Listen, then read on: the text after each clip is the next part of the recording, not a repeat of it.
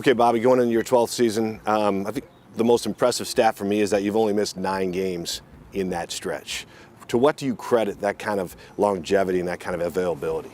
I would say yoga, the people I've been fortunate enough to work with to take care of my body, a good diet, and just a strong mind. Yeah, good fortune too along the way. Good fortune too. God has been good. How about as far as DK says that outside of him being one of the big weightlifters in there and kind of, he's kind of chiseled. I said, give me another guy who's chiseled in there, and he named you. Like, do you take a lot of pride in keeping that body rock solid? 100%. I see DK, man. You know, he look like an action figure, so I figure I try to do my best.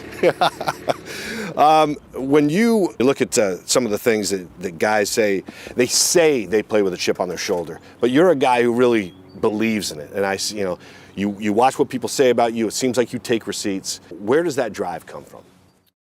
I mean, I don't know if it's just an extra motivation. I think there's a lot of self-motivation, with people, like not what people say, but just more so like proving myself right and proving the things that I believe about myself to be true. But you watch guys like Kobe and Jordan and all those guys, they find little things to motivate them. So whether it's doubt from the outside or whatever, like, it doesn't play a part. You just use it as an extra motivation. So do you kind of do that week in and week out, like through the season, maybe going into a game? Is it a regular practice for you to kind of find things? Nah, it's not a regular thing. It just, sometimes moments just call for that. And speaking of that, I read where when the first time you went, that you met Pete Carroll when he came to your high school as a recruit. I just want to read, because you know this, but I just want to refresh your memory. You said, I remember him coming, and I remember seeing him walk in, and I remember him walking right by me. I thought about it every time I played at California school for letting me go to the cold. Yep. How long did it take you to drop that chip? I don't know if it was like a chip. It was more so just like in that moment, as a teenager. Obviously, USC was like one of the biggest schools ever at that time.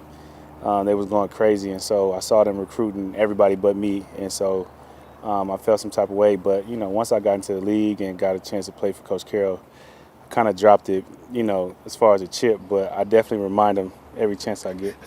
That doesn't surprise me that you still would remind him of that. Yeah, I definitely let him know for sure.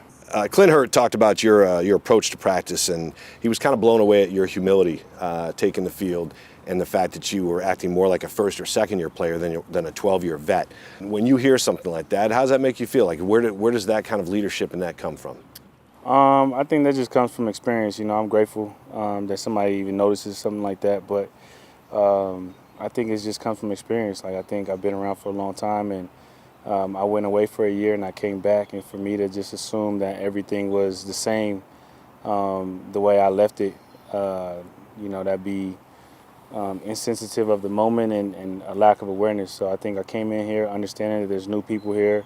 Guys have grown into leadership roles that maybe hadn't before I left. And so being mindful of that, so placing myself in a position and trying to find spots to share my experience, but also continue to play at a high level. Well, it's evident not only with the coaching, but with your teammates. I mean, almost everybody that goes to that microphone, someone always asks that person about Bobby Wagner, and they all have high praise for you. I just my whole focus is to just give back. I think I've been blessed to be around great leaders like Sherm and Cam and KJ and Mike B and Cliff and all those guys, and everybody had a different style of leadership. And, I have my own style, but, at the same time, it's just how, like, we play this game for a long time, and, we have so much knowledge, and how many people can we touch and how much knowledge can we give before we leave the game has been important, and something I've seen as guys transition into their next life. You talk about giving back. How difficult is it? Because I know a lot of what you do, you kind of like to just do it behind the scenes without being noticed. How difficult is it to do that with your personal interests, your family? Is it tough to keep everything private, or a lot of things private? Not really. No? I mean, it's not hard because it's my life. It's like who I am, so it comes natural.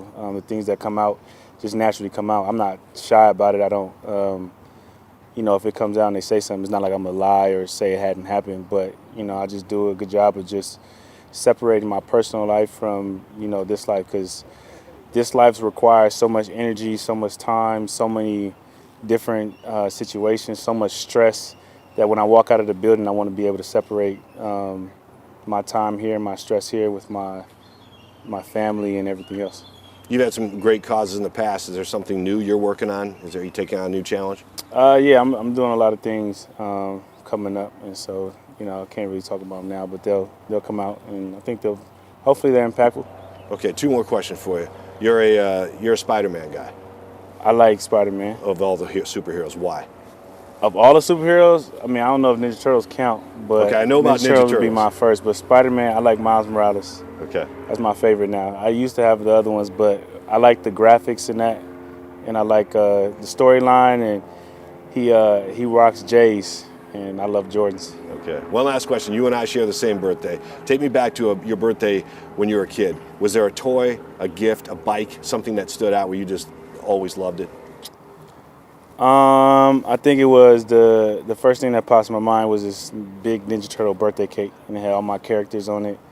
And the first piece of the cake was Raphael, so that's the first thing that popped in my mind. Yeah, that's good. Well, thanks, Bobby. I appreciate your time, man. Happy early birthday.